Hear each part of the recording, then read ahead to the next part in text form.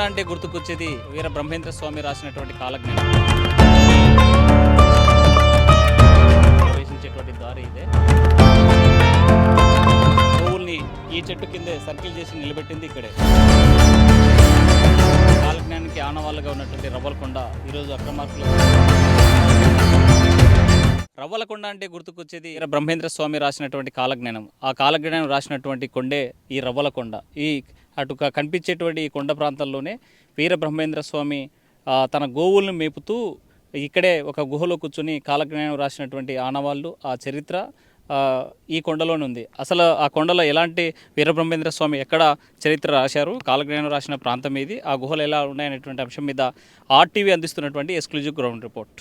ప్రస్తుతం రవ్వలకొండ పైన ఈ కనిపిస్తున్నటువంటి ప్రాంతం అంతా కూడా వీరబ్రహ్మేంద్ర స్వామి నడయాడినటువంటి ప్రాంతం.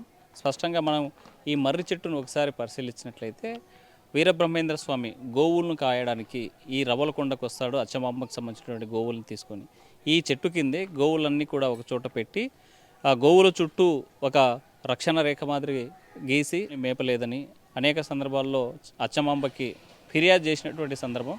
అయితే ఈ చెట్టు కిందే మనకు కనిపిస్తున్నటువంటి ఈ మర్రి చెట్టు ఏదైతే ఉందో ఈ మర్రి చెట్టు కిందే గోవుల్ని ఒక సర్కిల్ గీసి ఇక్కడే తను గోవుల్ని వదిలిపెట్టి పక్కన ఉన్నటువంటి గుహలో తాళపాక గ్రంథాలు రాసినట్టు మనకు తెలుస్తుంది. కాలజ్ఞానం రాసినటువంటి ప్రయత్నం మనకు స్పష్టంగా ఇక్కడ చూస్తున్నాం. మనం ఇక్కడ శిలా శాసనం కూడా వేశారు.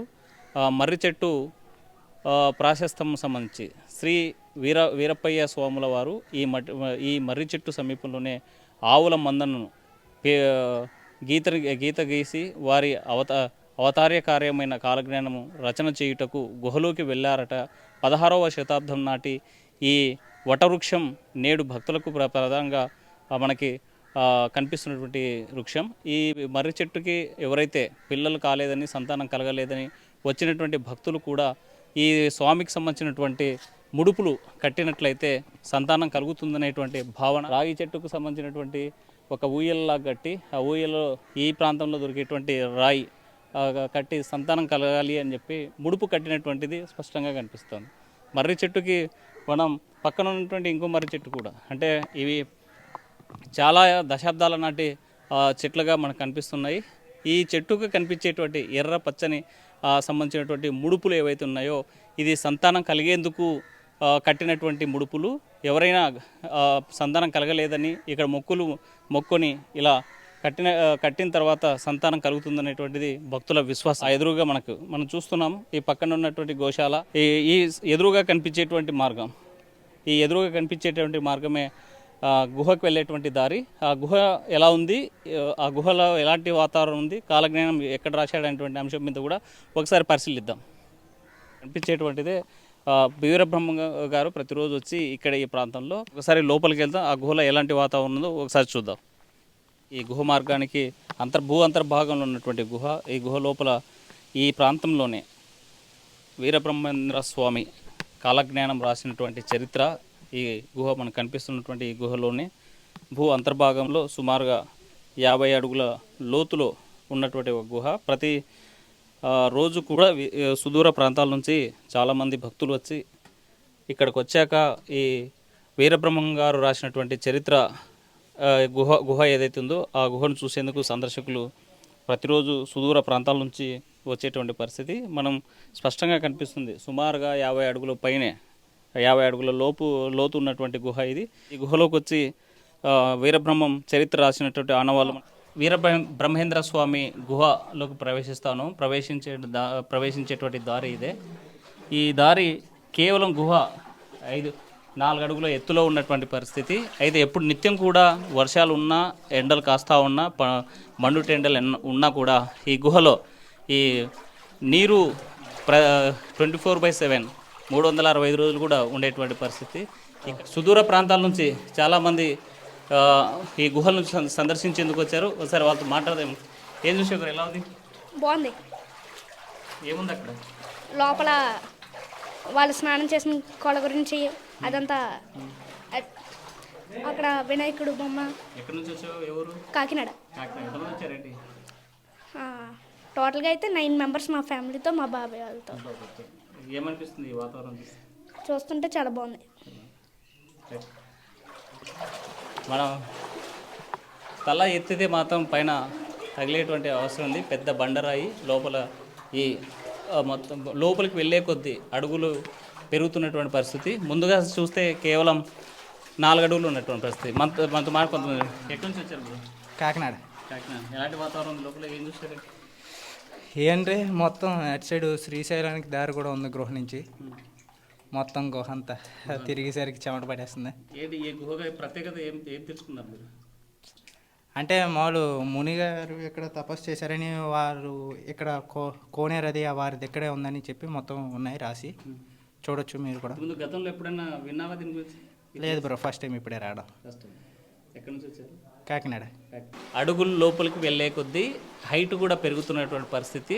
ముందుగా స్టార్టింగ్ నుంచి 4 అడుగులు ఉంటే ఇక్కడ మాత్రం వచ్చే వరకు పూర్తిగా 7 అడుగులు పైన కనిపిస్తున్నటువంటి పరిస్థితి. ఇక్కడ చూస్తున్నాం మనం మహానందికి వెళ్ళే దారి. ఇది ఒక గుహ. ఇటు సైడ్ నుంచి ఈ గుహ మార్గాన వెళ్తే నేరుగా భూ అంతర్భాగంలో ఉన్నటువంటి గుహ మార్గము మహానందికి సంబంధించినటువంటిది. ఇది ప్రస్తుతం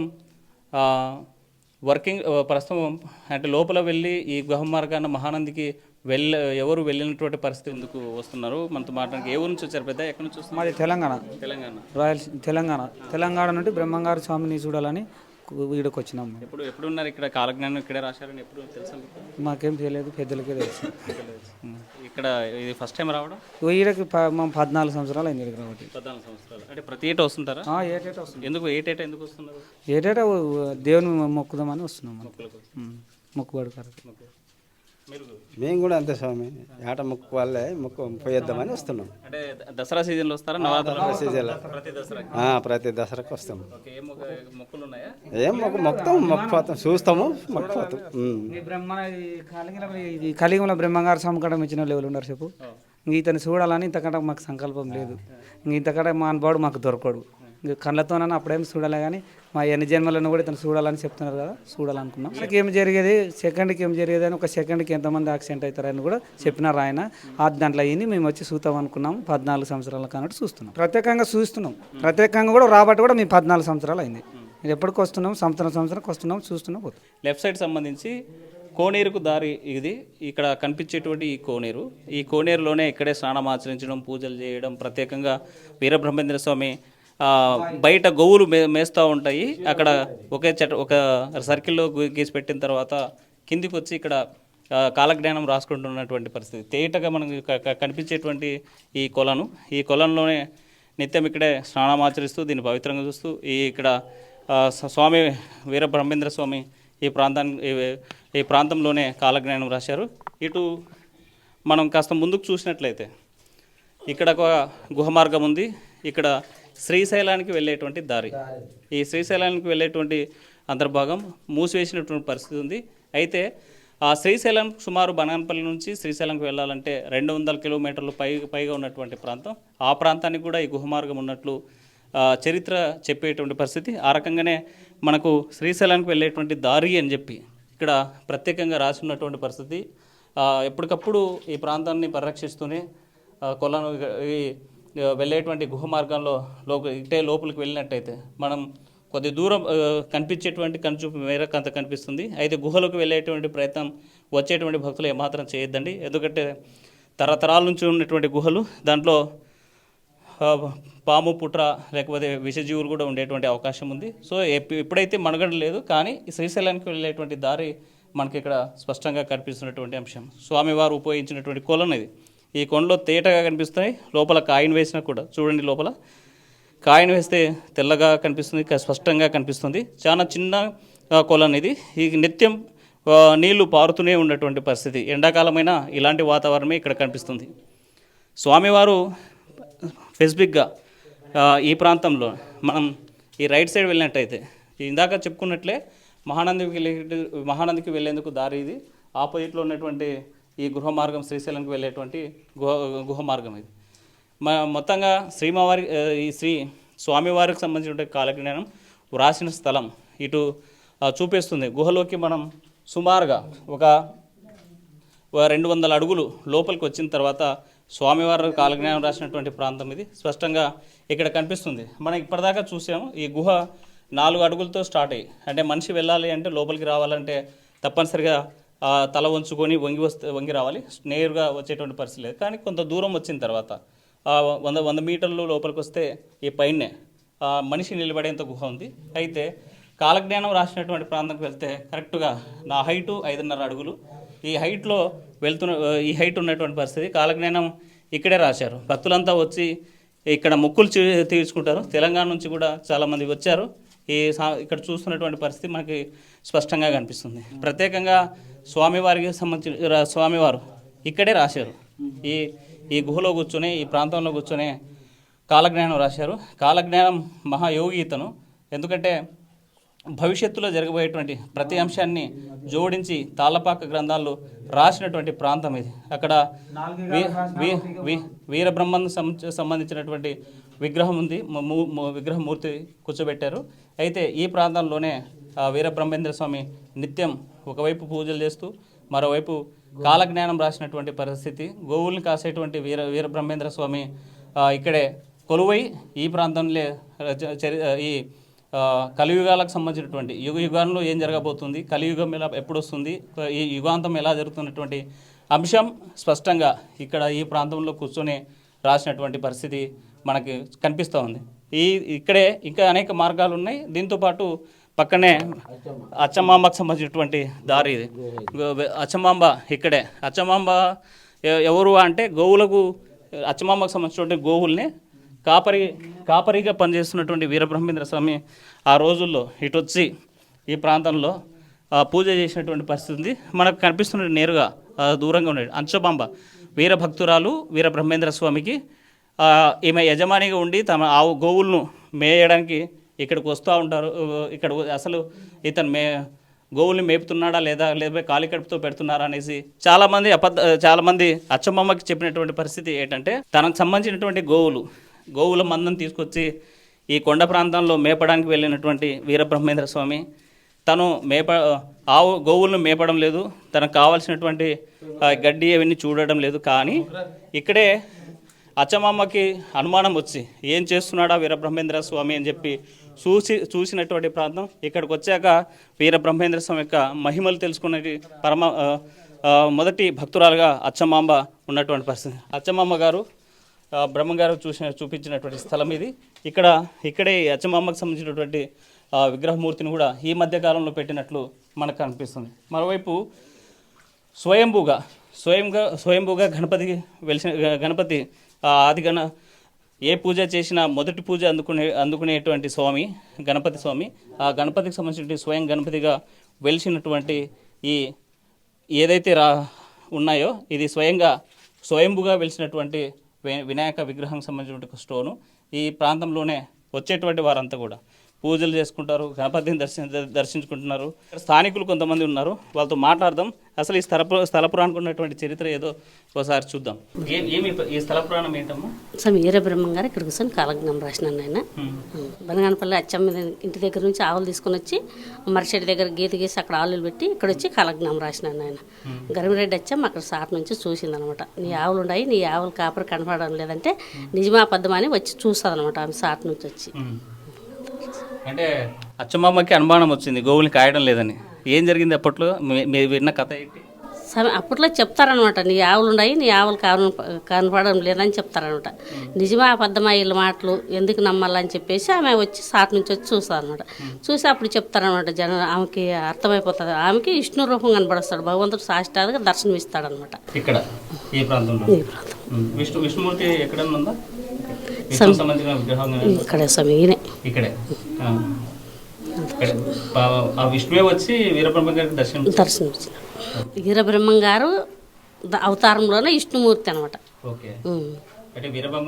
విష్ణుమూర్తి మరో అవతారమా వీరబ్రహ్మేంద్ర స్వామి? వీరబ్రహ్మం గారు ఆయన అవతారము, విష్ణుమూర్తి ఆయన అవతారం. వస్తుంటారమ్మా ఇక్కడికి? ఒక్కసారి 200 మంది రావచ్చు, ఒకరోజు 300 మంది రావచ్చు. జనం మాత్రం 500 మంది అట్లా రావచ్చు. ఇప్పుడు మామూలు టైం కాబట్టి మామూలు ఉంటారు. ఎక్కువ బాగా కార్యక్రమాలప్పుడు బాగా 1000-2000 మంది అట్లా రావచ్చు. ఈ గుహలో ఉన్న ప్రత్యేకత ఏంటమ్మా? మనం చూసే ఇందాక మహానంది కానీ సామి తిరిగిన స్థలాలు స్వామి. ఇవన్నీ సామి తిరిగిన స్థలాలు. ఎవరైనా వెళ్ళారా ఆ మార్గాల ద్వారా? స్వామి అప్పట్లో భగవంతుడు ఉన్నప్పుడు తిరిగినారు కానీ ఇప్పట్లో ఎవరు వెళ్ళినారు ఆ మార్గాలు ఇప్పుడు పనిచేస్తున్నాయా? లేదు లేదు అన్నీ పడిపోయినాయి ఆల్రెడీ. ఎంత దూరం వెళ్ళొచ్చు లోపలికి? ఇంత దూరం అని లేవు దారులు, ఇంత దూరం అని వెళ్ళలేరు కూడా. ఎప్పుడైనా ఎవరైనా ప్రయత్నం చేశారా వెళ్ళితే? అసలు ఎవరు చేసినారు కానీ ఎవరు వెళ్ళలేరు అంత దూరం. చాలా ఇబ్బందికరంగా ఉంటాయి దారులు. అది మాది కర్నూలు జిల్లా డోన్ మండలం సార్, నంద్యాల జిల్లా సార్, డోన్ మండలం. మేము ఇక్కడికి రాబట్టి 49 సంవత్సరాలు 50 సంవత్సరాలు పైగా సార్. నా పేరు సిద్ధయ్య కనుక ఆయన శూన్యగా నెలకు వస్తున్నాం సార్. అంటే సిద్ధయ్య శిష్యుడేగా? ఆయన కాళ్ళ కింద ఉండేవాడిని సార్. నా పేరు దూదేకల కులం కాబట్టి ఆయన చెప్పుకునేంత ఓదలు మీతో మాట్లాడేంత ఓదలు మేము సెలవు తెచ్చుకున్నాం సార్. మేము మరీగా ఆయన శూన్యగా వస్తున్నా. వీరబ్రహ్మేంద్ర స్వామి కాలజ్ఞానం ఏం తెలుసు మీకు? ఏదో సార్ ఆయన చేసిన పనులు కొన్ని చూసినాము. ఏదో మాకు ఆయన నుండి మాకు కొంచెం అన్నదానం దొరికింది సార్. నేను చాలా వెనకబడినాను, చాలా ఇబ్బందిలో బతికినాను. నా కుటుంబం పెద్దదనుకో, పెద్దదో చిన్నదో మనకు తెలియదు. మా బంధుత్వాలు మేము కరువై బతికి జన్మలో తప్పు చేసుకొని బతికాము, ఉప్పు చేసుకొని బతికాము తెలియదు నాకైతే. ఇది నా అభిప్రాయం. ఏడాది దసరాకు వస్తుంది. దసరాకు వస్తుంది ప్రతి దీనిలో ఖచ్చితంగా నేను తప్పకుండా తీసుకొని వచ్చిన. మొన్న సోమవారం వచ్చి తీసుకొనే వచ్చిన. మళ్ళీ ఈ సోమవారం వాళ్ళ పిల్లల్ని తీసుకొని ఇంకొక అబ్బాయిని తీసుకొని ఆడపిల్లల్ని తీసుకొని బయటికి లోకంలో తింది పైది అంతా చూసుకొని చేసిన మహానుభావుడు వీరబ్రహ్మేంద్ర స్వాముల వారు. మనకు ఎదురుగా కనిపించేటువంటి మరో మార్గం కనిపిస్తుంది. యాగంటికి దారి, యాగంటికి వెళ్ళేటువంటి దారి ఇది. ఈ విధంగా లోపల నుండే 14 క్షేత్రాలకు దారి ఉందని ఇక్కడ నోటిఫై చేసినటువంటి పరిస్థితి. అదే యాగంటికి వెళ్ళేటువంటి దారి ఈ కొండ మార్గం, ఈ గుహ మార్గం ద్వారా యాగంటి క్షేత్రానికి చేరుకోవచ్చు. ఇక్కడ నుంచే అంటే ఈ గుహ నుంచే వీరబ్రహ్మేంద్ర స్వామి కూర్చొని కాలజ్ఞానం రాసినటువంటి ప్రాంతం నుంచి సుమారుగా 14 క్షేత్రాలకు దారి ఉంది. మనకు స్పష్టంగా ఇప్పుడు కనిపిస్తున్నది యాగంటి, మహానంది, శ్రీశైలం ఈ 3 ప్రాంతాలకు వెళ్ళేటువంటి దారిని దిక్సూచులుగా కూడా చూపించినటువంటి పరిస్థితి కూడా మనం చూసాం. ఇక్కడ కనిపించే వాతావరణం కూడా చాలా కూల్గా, అంటే మనం ఒకవైపు ఉక్కపోతా ఉంటూనే మరోవైపు ఏసీని తలపించేటువంటి కూలింగ్ నిత్యం కూడా మనం చూస్తూ ఉన్నాం.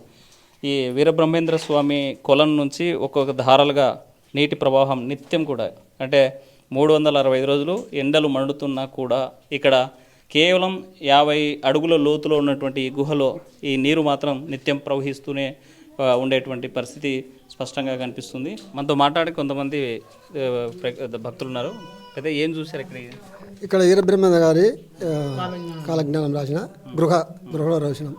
ఎక్కడి నుంచి వచ్చారు? మేము మైకూరు నుంచి వచ్చాము. చాలా మంది ఇక్కడ వస్తూ ఉంటారు, జనులంతా భక్తులంతా దేవునికి బాగా కార్యక్రమం జరుపుకొని పోతుంటారు. మీ జిల్లాలో కూడా మఠం ఉంది కదా, ఆ మఠానికి ఇక్కడ ఉన్నటువంటి ఏం తెలుస్తుంది? ఇక్కడ కాలజ్ఞానం రాసింది కాబట్టి ఇక్కడికి ఎక్కువ వస్తుంటారు. అక్కడ వీరబ్రహ్మ గారు జీవిస్తున్నాడు కాబట్టి అక్కడ మఠం దగ్గర పోతుంటారు. ఇది కదా, అంటే ఎప్పుడెప్పుడు వస్తుంటారు? ఈ కార్తీక మాసంలో ఎప్పటికి వస్తూ ఉంటారు. ఇప్పుడు అప్పుడు అనుకుంటే ఎప్పటికి వస్తూ ఉంటారు. మేము కూడా వస్తుంటాం, ఇక్కడికి వచ్చి పోతుంటాం. మైదుకూరు. ఎలాంటి వాతావరణం లోపల ఏంటి? లోపల ఆయన ఎట్ట రాశాడో ఏమో ఆ కాలజ్ఞానం, ఆయనకి భగవంతుడు ఆయన ఏ రకంగా ఉందో చూడండి లోపల. అంటే లైట్స్ ఉన్నాయి కదా, ఇప్పుడు లైట్స్ ఉన్నాయి. ఇప్పుడు గృహంలో బాగా నీళ్లు వస్తున్నాయి, నీళ్లు దారిలో కూడా లేకుండా జనం వస్తున్నారు. బాగానే జరుగుతుంది ఇక్కడ. చెప్పండి. ఇది రవలకొండ అంటారండి. ఇది శ్రీ వీరబ్రహ్మేంద్ర స్వామి వీరప్పయ్య గారు కాశీలో పుట్టినారు. కాశీలో పుట్టినాక అమ్మాదైన తండ్రి చనిపోతారు. చనిపోతే ఒక గురువు అక్కడికి పాపమామ్మక్క దగ్గరికి చేర్చాడు. ఆడ పాపబాయమ్మ పెంచుతుంది.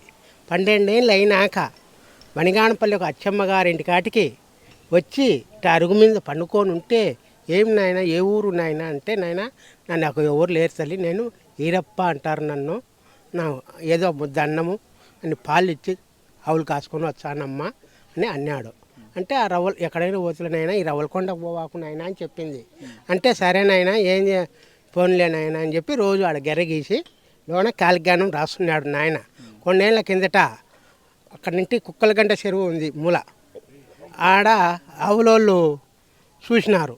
చూసి 2-3 తూళ్ళు చెప్పినారు ఆమెకు. చెప్తే పట్టించుకోలే. లాస్ట్ గొల్లమంద వాళ్ళు వచ్చి ఆవులోళ్ళు అదిలిచేకి వచ్చినారు. వచ్చి సూపు కనిపించేదిలే, మళ్ళీ బయటకు వచ్చి సూపు కనిపించేది. రా ఇదేదో కనకట్టు కట్టినాడు రా అది ఇది అని చెప్పి అచ్చమ్మ గారికి పోయి అందరూ చెప్పినారు చాడీలు. చెప్పినారు.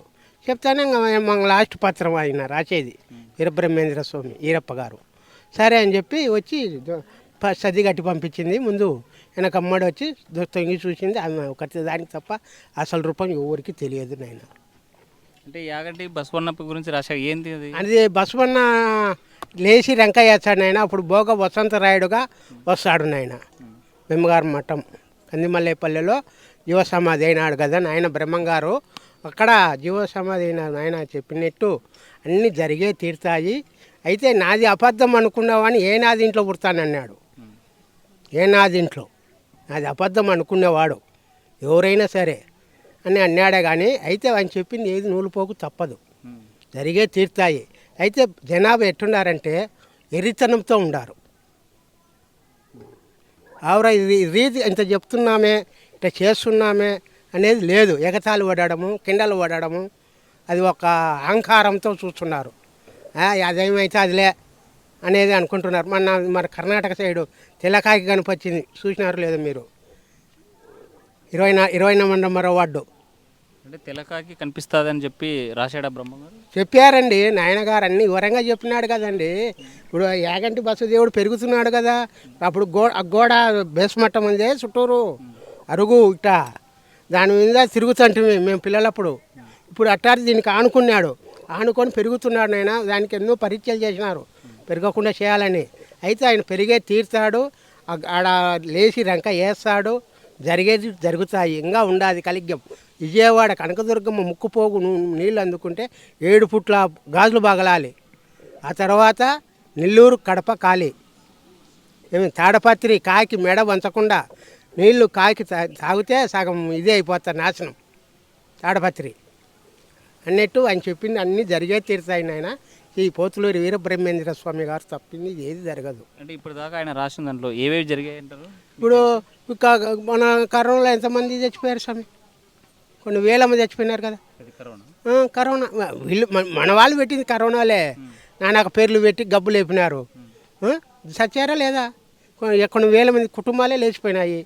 మళ్ళీ దాన్ని మనం బాధ్యతలమా చెప్పు? కాదు కదా. కరోనా లాంటి మహమ్మారి వ్యాధి వస్తారని ముందే చెప్పాడు. ఆయన చెప్పింది అన్నీ జరుగుతూనే ఉన్నాయి కదా నేను. ఇంకేం జరిగాయి? మచ్చుగా జరిగినాయి. ఎందుకు జరగలే? జరిగినది కదా మొన్న యాప చెట్టుకు, మళ్ళీ ఇప్పుడు చింత చెట్టుకు జరుగుతుంది. ఏలమఠం కాడ ఆయన అచ్చమ్మ కొడుకు ఉపదేశం ఇచ్చి కళ్ళు ఇప్పించింది. ఒకరోజు చూసినాడు మహానుభావుడు. నాకు వద్దు నాయన, ఈ అవతారం నాకు వద్దు, నేను చూడలేను, నాకు మామూలు రూపాయి అంటే మీ కుటుంబం ఉండదు నాయన, ఎవరు ఉండలేరు మీరు అంటే, మళ్ళీ అయితే మళ్ళీ నాయన అని చెప్పి వాళ్ళ కుటుంబం ఎవరు లేరు ఇప్పుడు. ఒక అచ్చమ్మ గారి ఇల్లు తప్ప ఏమీ లేదు. వారసత్వం ఎవరు లేరు నాయన, లేదు నాయన. బెమ్మగారు ఊరక బిడ్డ వారసుల వాళ్ళే పీఠాధిపతులాడ కందిమల్లేపల్లెలో పెద్ద కొమ్మేరలో పెళ్లి చేసుకుంది నాయన. ఆడ జీవ సమాధి అయింది. వడ్రంగి పని చేస్తూ కొన్నాళ్ళు ఆడ ఊర పెద్ద మనుషులు సంద అడిగితే అప్పుడు పోలేరమ్మ రామ్మ అంటే, అప్పుడు పోలేరమ్మ వచ్చి సత్యం చూపించి అప్పుడు బ్రహ్మ అని ముక్కినారు. ఆయనను కంచు దాపినారు, అన్నీ చేసినారు, అన్నీ జరిపినారు. ఆయన ఇబ్బందులు పెట్టినారు. నీళ్ళు ఇవ్వకపోతే జింక కొమ్ముతో నీళ్లు పుట్టించుకున్నాడు సొంతంగా. తెల్లారు లోపల ఆయన ఇండ్లు ఉంది, అవశేషం ఉంది, అన్నీ లక్షణంగా బాగుంటుంది. ఈ వీరబ్రహ్మేంద్ర స్వామి చూసుకొని రవలకొండ చూస్తారని అందరూ సాధిస్తున్నాం. ఏ వీరబ్రహ్మేంద్ర స్వామి గురుదేవ ఆయన మహా. ఈ రవలకొండ ఉంది కదా, బయట నుంచి ఏం కనిపించడం లేదు, చెట్టు మాత్రమే ఉంది. చెట్టు కింద ఉండేది బ్రహ్మంగారే. అది 14 క్షేత్రాలు అంటున్నారు కానీ ఏమిటికంటే అది మున్నులు, జ్ఞానులు, యోగులు ఆయనకు వచ్చి సలహాలు ఇచ్చేవాళ్ళు బ్రహ్మంగారికి. అంటే ఈ విధంగా రాయాలి, ఈ విధంగా రాయాలని. అక్కడ మునసామి మఠము ఉంది, దాని పక్క తాంబేలి అవతారం ఉంది గుడి. ఆయనకు ఈయనకు కొద్దిగా విరోధం పడింది అప్పుడు. అంటే నువ్వు ఒక్కడివి రా అన్నాడు, ఇద్దరు రాకూడదు, ఒక్కడిని రావాలన్నాడు. అంటే ఇద్దరు అంటే నువ్వు ఎట్టా, నువ్వు నడిచేటప్పుడు నీడ వస్తుందా? వస్తుంది కదా. అప్పటికేమవుతారు అంటే నీడ కూడా ఒకరితో లెక్కేసుకోవాలా? అంటే 2 అయితే వెళ్ళారు స్వామి. ఇప్పుడు నీ నీడ పడుతుంది ఆడ. ఇప్పుడు ఆ స్వామి ఇక్కడ కూర్చున్నట్టు నీడ పడింది, 2 కాలే. దాని కొరకు పరిచయం పెట్టినాడు ఆయన. తమిళ అవతారంలో మహానుభావుడు ఆయన దేవుడే. ఏమి మనం అనేక లేదు నాయన, అన్నీ జరిగే తీరుతాయి. అయితే పవిత్రలూరు వీరబ్రహ్మేంద్ర స్వామి చెప్పింది మాత్రం ఏది తప్పనే తప్పతాదు, జరిగే తీరుతాయి. ఇప్పుడు లోపల 14 క్షేత్రాలకి దారి ఉందన్నారు కదా, ఏ ఏ క్షేత్రాలకి ప్రధానంగా మీకు నాయన అంత నాలెడ్జ్ లేదు, మనం అంత చదువుకోలేదు స్వామి. ఏమో క్షేత్రాలేమో ఉన్నాయి 14 క్షేత్రాలకి. యాగంటి, మానంది, తిరుపతి, మాట శ్రీశైలము, నానా పేర్లు ఉన్నాయి. మనకు చదువు రాదు కాబట్టి మనం చదవము, మనకు రాదు నాలెడ్జ్, మనం నేర్చుకోలేదు చదువునైనా అని చెప్పి దారులు మూసేసినారు నాయన. ఉండడం మాత్రం దారులు ఉన్నాయి. అవి మునులు, జ్ఞానులు, యోగులు వచ్చిన స్థలాలు అవి. చాలా ఆలాటపలు పోలేరు, అది కాదు. ఇప్పుడు రవ్వలకొండకి ఇంత చరిత్ర ఉంది, అవునండి. కాలజ్ఞానం రాసింది బ్రహ్మం ఇక్కడే, అవునవును. పక్కన మొత్తం గనులు ఇవన్నీ తవ్వుతున్నారు కదా, ఈ డ్యామేజ్ జరగదా? ఇంతవరకే అయింది నాయన. ఎంతో మళ్ళీ వీటి వరకు రాళ్ళు పడినాయి మొన్న. ఇదో ఇప్పుడు బంద్ చేసినారు వీళ్ళు, మన కాటసాని వాళ్ళు. అదే ఇది వాళ్ళు అబద్ధం చెప్పాలి, నేను దొంగ, నేనే వీరుని అని ఏమి వాళ్ళు వచ్చినాక బంద్ చేపించి ఈ స్థలం వీళ్ళు ఆక్రమించుకొని అది జామ చెట్లు వేసుకొని వాళ్ళు ఇది చేసినారు. ఇప్పుడు ఏమంటే ఆ రోడ్డు ఒకటి డెవలప్ కాకుండా ఉంది నాయన, అంతేగాని అన్నీ బాగానే ఉన్నాయి, ఏమీ కాదు అని ఆయన.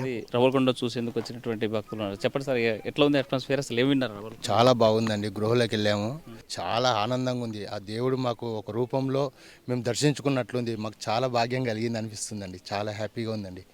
అంటే ఇక్కడ ఏముందని మీరు గుహలు చూశారు కదా, ఇక్కడ ఉన్న స్థల పురాణం ఏంటి? స్థల పురాణం వచ్చేసి వేరే పండితులను అడిగామండి, అక్కడ వచ్చేసి లోపల కాలజ్ఞానం గ్రంథాలు రచించారంట, చూసాము, నిజంగా ఉన్నారు స్వామివారు. చాలా హ్యాపీగా ఉందండి సార్. మాకైతే ఎన్నో లేదు, ఇప్పుడే చూశాను, నా జన్మ ధన్యం అయింది. ఇంకా చాలా స్వామిదికి నాకు సంతోషం అనిపించింది. ఎన్నడూ చూడలేదు ఈ వయసు వచ్చే వరకు, ఇప్పుడు చూశాను. వీరబ్రహ్మం గారి గురించి ఏం విన్నారు మీరు? చరిత్ర విన్నాం, అప్పుడు సినిమాలంటే వేషాలంటే అన్నీ విన్నాం, కానీ ఇదైతే చూడలేదు, ఇప్పుడు చూశాను. ఇక్కడ గృహ ఉంది, పీస్ఫుల్గా ఉంది. ఇక్కడ రావడం మేము హ్యాపీగా ఉన్నాం. ఎక్కడి నుంచి వచ్చారు? I was not expected this temple in my life. I was saying very beautiful temple this was. I was not expected in my life like this temple. So peaceful the temple was. So and the Brahman was written our on all that. So I never thought like this temple. I was full fearful first. It was under the ground. Totally it was there with water. ఆయన గోవులు గాయటం చూసి, ఆయన కాలజ్ఞానం రాయటం దొంగతనంగా చూడటం వచ్చి మా అంబ అవన్నీ చూసాము. లోపల గృహంలో లైట్లు వేసి ఉన్నాయి, అంత సౌకర్యంగా ఉంది. మరి మోక్ష గణపతి ఉన్నాడు, మామూలుగా అలనాటి గణపతి, ఇప్పటి రూపం కాకుండా మామూలుగా రాయి రూపంలో ఉన్నాడు. లోపల భూమార్గం ఎలా ఉంది? మనిషి నడిచేలా నీళ్ళు ఉన్నాయి, అయినా ఏం కాదు, వంగి వెళ్ళటం ఎక్కడికైనా కూడా. స్వామివారి దగ్గరికి వెళ్ళినాకనే నుంచొని మనం నమస్కారం చేసుకోవటం, అంతటా వంగటమే. అయినా సౌకర్యంగా బాగా లైట్లు వేసారు, ఇబ్బంది ఏమి లేదు, చక్కగా ఉంది. మేము బాపట్ల జిల్లా ఇంకొల్లు మండలం ఒకసారి మూడోసారి అట్లా వస్తాం 4 సంవత్సరాలకు ఒకసారి అట్లా వచ్చి చూసి వెళ్తుంటాం. మేము ప్రతిసారి వస్తుంటాం, రావాలనిపించింది మాకు. మేము 6 లేడీస్ అందరం. బస్సు ఫ్రీ బస్ అని వచ్చాము. ఇట్లా వచ్చి బస్సు మార్గం లేనప్పుడు ఇలా ఆటో పెట్టుకొని ఇలా వచ్చాము. ఫస్ట్ బ్రహ్మంగారి మఠం వెళ్ళాము, అక్కడి నుంచి మళ్ళా యాగంటి వచ్చాము, చౌడేశ్వరం వెళ్ళాము, అహోబెళం చూసాము, మళ్ళీ ఇక్కడికి వచ్చాము అచ్చమామ గృహ, ఇక్కడ మళ్ళీ రవ్వలకొండ వచ్చాము. ఇక్కడి నుంచి మళ్ళీ మంత్రాలయం వెళ్తాం, మంత్రాలయం నుంచి మహానంది వస్తాం, ఇంకా మా గృహానికి వెళ్ళిపోతాం. వెహికల్ లేదు, బస్సే ఫ్రీ బస్ అని వచ్చాము. మేము 6 మెంబర్స్ వచ్చాం. ఫ్రీ బస్ అని వచ్చేసారు. ఫ్రీ బస్సే, లేకపోతే కొంతమందికి మాలో వచ్చే అవకాశం కూడా లేదండి.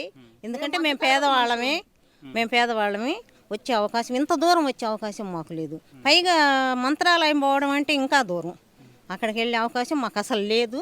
కానీ ఇవాళ చంద్రబాబు నాయుడు గారు ఇలా ఎంతమందికి కల్పించాడో ఆ భగవంతునికి తెలుసు. చక్కగా ఆయనకి చాలా చాలా థ్యాంక్స్. ఫ్యామిలీతో వచ్చారా? మేమంతా ఫ్రెండ్స్, అంతా ఇళ్ళ దగ్గర వాళ్ళమేను. కావాలని మనం చూడాలి, వాళ్ళు ఇంతకంటే మనకు అవకాశం రాదు. చంద్రబాబు గారు మనకు ఒక అవకాశం ఇచ్చారు, అందుకని వెళ్ళి చూసి వద్దాము. ఈ రవ్వలకొండ అనేది చాలాసార్లు మఠం వచ్చాం, కానీ ఇక్కడికి రాలేకపోయాం మేము. అంటే ఏదో ప్రాబ్లం వల్ల కానీ లేకపోతే ఇందువల్లనూ రాలేకపోయాం, కానీ ఈరోజు వచ్చాం. ఎందుకంటే అక్కడ బస్సు ఛార్జీలు తగ్గినాయి కనుక ఇక్కడ ఆటో పెట్టుకోగలిగాం. వాస్తవం అది. వీరబ్రహ్మేంద్ర స్వామి రాసినటువంటి కాలజ్ఞానానికి ఆనవాళ్ళుగా ఉన్నటువంటి రవ్వలకొండ ఈరోజు అక్రమార్కుల చేతుల్లోనూ లేకపోతే అక్రమ మైనింగ్ కొనసాగుతున్నటువంటి ఆ పరిస్థితి అయితే కనిపిస్తుంది. అయితే ఈ మైనింగ్ కొనసాగించడం వల్ల కొండ గుహల్లో ఉన్నటువంటి ఆ గుహలు పూర్తిగా పడిపోయేటువంటి ప్రమాదంలో ఉన్నాయి. దీన్ని మైనింగ్ శాఖ ప్రత్యేకంగా దృష్టి పెట్టాలి. ఈ రవ్వలకొండలో ఎలాంటి మైనింగ్ అనుమతులు ఇవ్వకుండా మైనింగ్ ఆపివేయాల్సినటువంటి అవసరం ఉంది. అలా కాకుండా చేస్తే మాత్రం తప్పనిసరిగా ఇక్కడ ఈ చరిత్రకి ఆనవాళ్ళుగా నిలిచినటువంటి రవ్వలకొండ వీరబ్రహ్మేంద్ర స్వామి రాసినటువంటి కాలజ్ఞాన ఆనవాళ్ళు చరిత్రలో కలిసిపోయేటువంటి ప్రమాదం స్పష్టంగా కనిపిస్తోంది. వీరబ్రహ్మేంద్ర స్వామి కాలజ్ఞానం రాసినటువంటి ప్రాంతాన్ని, ఇక్కడ ఉన్నటువంటి గుహలను కాపాడుకోవాల్సినటువంటి అవసరం ఉంది. మరోవైపు అక్రమ మైనింగ్తో ఈ గుహలు పడిపోయేటువంటి ప్రమాదంలో పడ్డాయి. ఆ రకంగా ప్రభుత్వం ఇక్కడ ఎలాంటి మైనింగ్ అనుమతులు ఇవ్వకుండా చర్యలు తీసుకోవాల్సినటువంటి బాధ్యత ఈ ప్రభుత్వం మీద ఉంది. వీరబ్రహ్మేంద్ర స్వామి కాలజ్ఞానం రాసినటువంటి ఈ ప్రాంతాన్ని డెవలప్ చేయాల్సినటువంటి ఆవశ్యకత కూడా ప్రభుత్వం పైన ఉంది. వీడియో జర్నలిస్ట్ చంద్రశేఖర్తో హుస్సేన్ ఆర్టీవీ కర్నూలు. తెలుగులో ఫాస్టెస్ట్ న్యూస్ యాప్ ఇప్పుడు కొత్త అవతారంలో 5 సెకండ్లోనే పూర్తి వార్తా సమాచారం మీ చేతిలో. సోషల్ మీడియా ట్రెండ్స్ మీ కళ్ళ ముందుకే live TV and voice search ఆప్షన్స్తో ఇప్పుడే డౌన్లోడ్ చేయండి. యాప్ లింక్ డిస్క్రిప్షన్లో ఉంది.